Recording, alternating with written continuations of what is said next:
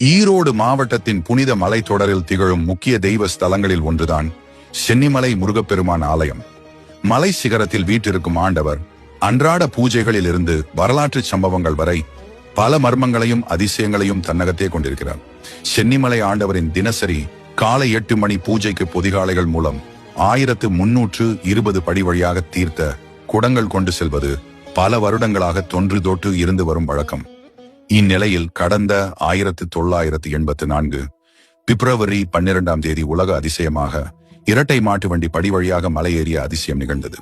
மேலும் சென்னிமலை முருகப்பெருமானின் தினசரி அபிஷேகம் மற்றும் நைவேத்திய பிரசாதங்களுக்காக மலை அடிவாரத்தில் இருக்கும் திருமஞ்சன தீர்த்தத்திலிருந்து நீர் கொண்டு வரப்படுகிறது.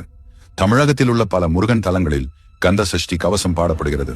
ஆனால் இந்த புகழ்பெற்ற பாடல் முதல் முறையாக அரங்கேற்றப்பட்ட தலம் சென்னிமலை ஆகும் என்பதே இந்த ஆலயத்தின் தனி சிறப்பு.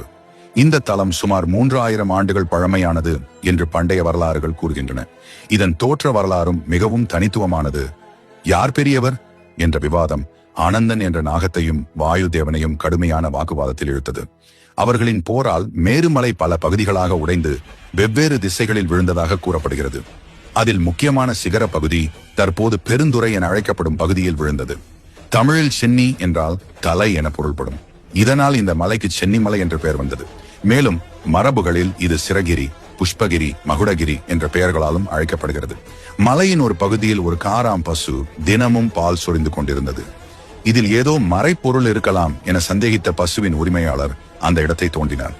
அப்போது முகம் முழுதும் அழகிய பொலிவுடன் கூடிய முருகப்பெருமான் சிலை அவருக்கு கையில் பட்டது. ஆனால் சிற்பத்தில் இடுப்பு வரை மிகச் சிறந்த வேலைப்பாடு, இடுப்புக்கு கீழ் மிக கரடு முரடான வேலைப்பாடு இருந்தது.